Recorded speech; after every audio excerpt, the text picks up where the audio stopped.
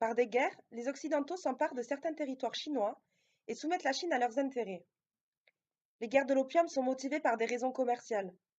La Chine voulant interdire le commerce de l'opium sur son territoire, l'Angleterre voulant continuer à écouler l'opium produit dans sa colonie indienne. La première guerre de l'opium, de 1839 à 1842, oppose la Chine au Royaume-Uni. La seconde guerre de l'opium, de 1856 à 1860, est menée aux côtés du Royaume-Uni par la France, les États-Unis et la Russie. La Chine perdant les deux guerres est contrainte d'autoriser le commerce de l'opium et de signer des traités inégaux, permettant aux impérialistes de contrôler certains ports. C'est comme ça que la Grande-Bretagne obtient Hong Kong. Au début du XXe siècle, les principales zones économiques de la Chine sous contrôle impérialiste sont les concessions de Shanghai, de Canton et de Hong Kong. Les douanes chinoises, quant à elles, sont gérées par les Britanniques. Les grands secteurs, comme les chemins de fer, sont sous contrôle étranger. Mais le XIXe siècle, c'est aussi le siècle des révoltes populaires contre les impérialistes. La révolte des Taiping, entre 1851 et 1864, aboutit à une réforme agraire avec l'abolition des privilèges. L'égalité des sexes est décrétée. Entre 1898 et 1901, la révolte des Boxers éclate. Cette insurrection paysanne combat la présence des étrangers en Chine, leurs intérêts et les missionnaires. Mais les troupes impérialistes y mettent fin en écrasant le mouvement. En 1900, la Chine est un pays qui compte 415 millions d'habitants, ce qui représente un quart de la population mondiale. Les paysans et les personnes vivant à la campagne forment 85% de la population. Moins de 10% d'entre eux possèdent plus de 50% des terres, alors que 70% des paysans sont contraints de louer des terres. Les ouvriers sont peu nombreux. Ils sont employés généralement dans des entreprises sous contrôle étranger, comme les chemins de fer, les ports, les mines, etc. Le régime en place est un régime impérial tenu par la dynastie Qing. Il est très affaibli et discrédité.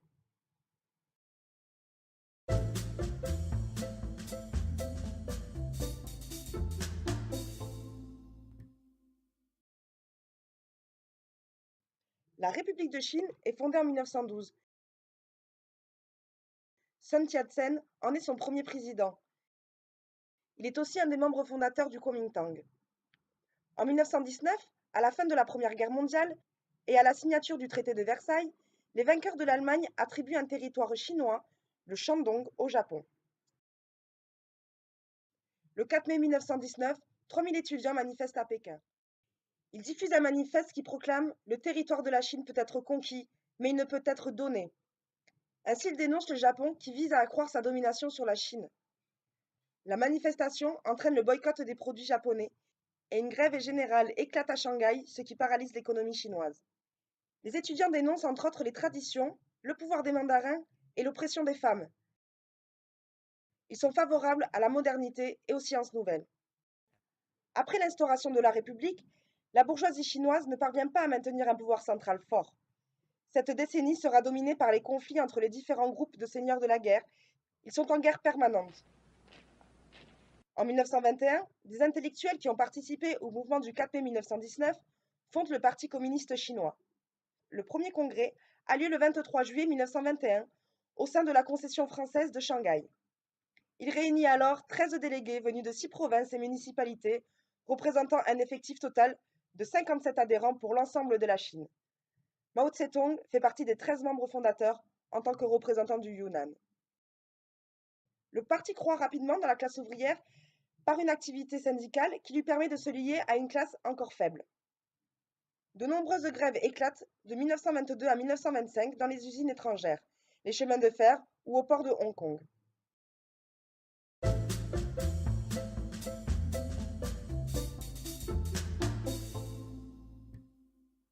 En juillet 1926, le gouvernement du Kuomintang, qui est un front anti-impérialiste dominé par la petite bourgeoisie et des franges de la bourgeoisie nationale, engage une campagne contre les seigneurs de guerre liés aux impérialistes. Elle est un succès. La Chine est provisoirement réunifiée. Cependant, la droite du Kuomintang se sent menacée par les organisations paysannes organisées par les communistes, qui s'en prennent aux propriétaires fonciers. En avril 1927, Chiang Kai-shek liquide les organisations ouvrières qui ont permis son entrée dans Shanghai. La répression fait 35 à 40 000 victimes communistes. En riposte au massacre de Shanghai, Le soulèvement de Nanchang et le soulèvement de la moisson d'automne des communistes marquent le début de la guerre civile révolutionnaire entre nationalistes et communistes. Dès 1927, Mao organise au Jiangxi une armée révolutionnaire formée de paysans pauvres et dirigée par le parti. Après 4 ans de guerre entre nationalistes et communistes, en 1934, le Kuomintang lance une offensive massive formée d'1 million de soldats pour anéantir les bases révolutionnaires des communistes. Sous l'impulsion de Mao, les forces communistes, c'est-à-dire 100 000 combattants, brisent l'encerclement et entament en octobre 1934 une marche d'1 an et de 10 000 km. C'est la Longue Marche. Ce repli sauve le parti et essaime ses idées parmi les masses. Une nouvelle base révolutionnaire est établie au Shaanxi. Après ce succès, Mao est élu à la tête du parti.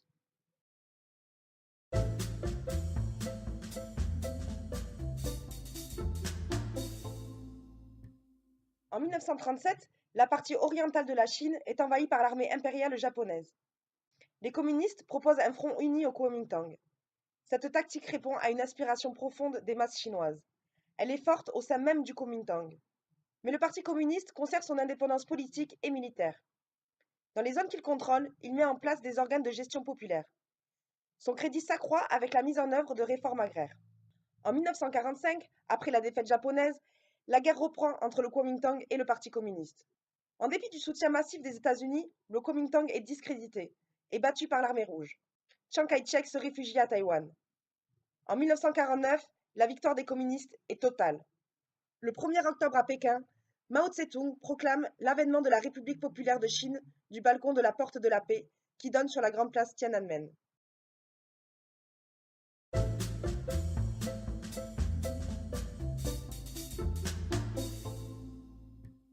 Quand les communistes arrivent au pouvoir, ils n'ont d'autre conception du socialisme que celle de l'URSS. La mécanisation de l'agriculture, le développement de la grande industrie et le rôle éminent des cadres et des experts, entre autres soviétiques, au détriment des masses. Mais le PCC se divise bientôt sur l'orientation à suivre. Mao impose une politique de collectivisation qui s'appuie sur la mobilisation et l'adhésion des masses et non sur la mécanisation. En 1956, des révoltes ouvrières ont lieu en Pologne et en Hongrie. Elles mènent le PCC et Mao à une première réflexion sur l'expérience socialiste.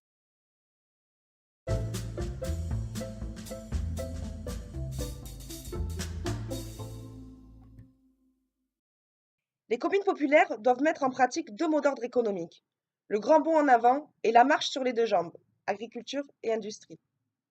Elles doivent constituer un passage accéléré vers le communisme. Le grand bond en avant vise à stimuler la production industrielle et agricole et la collectivisation par la mobilisation des masses. Mais les résultats ne sont pas ceux attendus. La production est désorganisée. Certaines régions connaissent la famine. C'est un échec qui permet aux opposants à Mao de reprendre la direction du parti. Dans un même temps, les divergences s'affirment avec l'URSS, qui retire en 1960 son assistance à la Chine, ce qui aggrave la situation. Mao reconnaît alors s'être peu intéressé aux questions économiques. Après le grand bond en avant, les opposants à Mao reprennent une ligne de construction du socialisme qui mène la Chine sur la voie suivie en URSS, qui encourage le développement du capitalisme et d'une bourgeoisie d'État. Mais dès 1960, Mao critique la conception mise en œuvre en URSS. Il oppose à la charte du travail du complexe de Magnitogorsk en URSS celle de la Syrie d'Anchon de 1960. Il lance en 1962 le mouvement d'éducation socialiste pour relancer la dynamique révolutionnaire. Au début des années 60, l'organisation du travail dans la plupart des usines est le système prévu par Liu Shaoqi, les 70 points, autrement dit, la charte de Magnitogorsk. Les règlements sont inviolables. Les innovations doivent être approuvées par des experts. Sans approbation des experts, les expériences des ouvriers ne sont pas appliquées. Les ouvriers qui passent outre l'accord des experts sont sanctionnés. À partir de 1960, la Chine critique plus ouvertement le développement adopté par l'URSS. En octobre 1961, au 22e congrès du Parti communiste d'Union soviétique, l'opposition Chine-URSS devient officielle.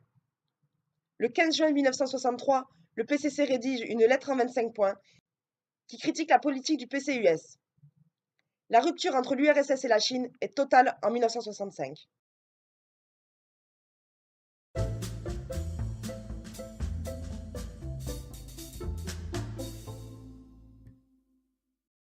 La lutte de Mao contre cette orientation débouche en août 1966 sur le lancement de la révolution culturelle par une décision en 16 points.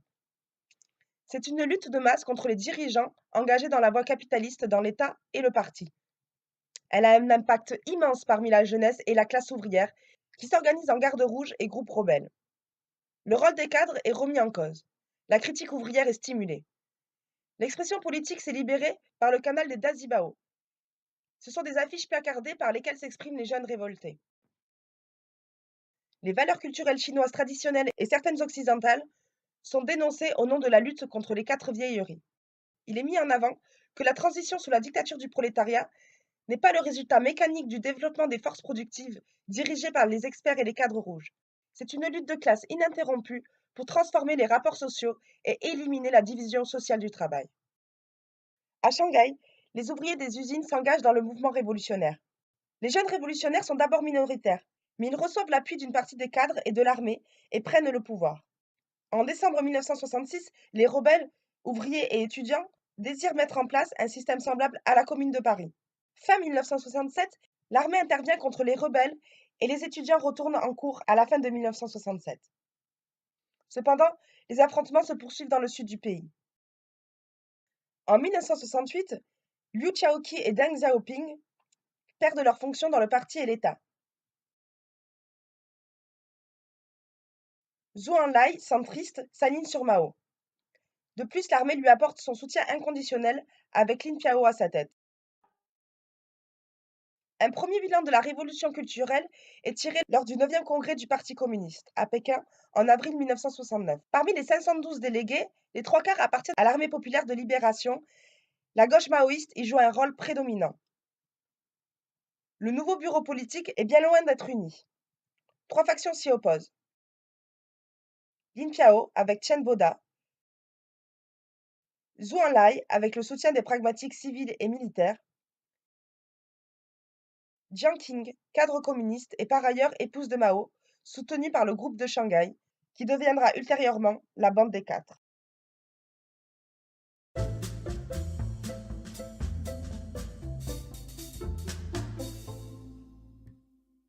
Confirmé comme successeur de Mao, Lin Piao se mobilise pour la restauration du poste de président de la République, qui avait été aboli par Mao à la suite du retrait de Liu Xiaoqi, pour ainsi devenir vice-président et vrai détenteur du pouvoir, tandis que Mao aurait été un président idéalisé et mis sur un piédestal comme un dieu. C'est Lin Piao qui a développé le culte de la personnalité de Mao et la diffusion du petit livre rouge pour atteindre ses objectifs. Des faits, il meurt dans un accident d'avion en tentant de fuir en URSS. Entre 1973 et 1974, une campagne contre Confucius et Lin Piao est initiée. Le mouvement est dans un premier temps une nouvelle attaque contre les valeurs traditionnelles et en partie contre l'idéalisme et l'humanisme confucéen, accusés de fonder l'élitisme. À l'automne 1973, les radicaux perdent le contrôle de cette campagne et Zhou Enlai peut alors critiquer et rejeter l'héritage de la révolution culturelle. Le 10e congrès du PCC en 1973 laisse croire à une victoire définitive des maoïstes après l'échec de Lin Piao, mais en fait, c'est le retour des dirigeants capitalistes et la prise de contrôle par Zhou Enlai.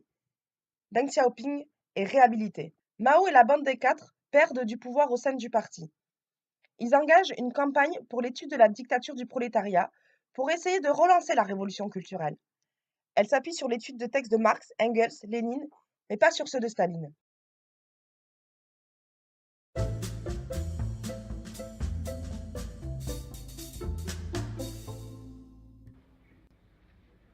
À la mort de Mao, son successeur, Hua Qiufeng, fait immédiatement arrêter et emprisonner la bande des 4, c'est-à-dire la faction maoïste et révolutionnaire du PCC. C'est la fin de la révolution chinoise et le début de la restauration capitaliste que nous connaissons aujourd'hui. Nous retenons de la révolution culturelle 10 leçons. La lutte des classes se poursuit après la Révolution et la prise du pouvoir d'État pour la transformation réelle de la société ancienne d'exploitation, celle que nous connaissons aujourd'hui. Il faut mettre la politique au poste de commande, c'est-à-dire montrer la voie concrète dans la lutte des classes pour avancer vers un projet révolutionnaire, ce qui suppose d'avoir fait un bilan des expériences passées de l'histoire. Qui ne fait pas l'enquête n'a pas le droit à la parole, disait Mao. La priorité, c'est la ligne de masse, comprendre quels sont les vrais besoins des prolétaires et pas ceux décidés par les experts. Il faut empêcher l'apparition de nouveaux exploiteurs rouges, des responsables engagés dans la voie capitaliste, ceux qui mettent la production au poste de commande et pas la politique. Il faut apprendre à distinguer les ennemis qui se cachent, y compris derrière le drapeau rouge, des amis qui se trompent.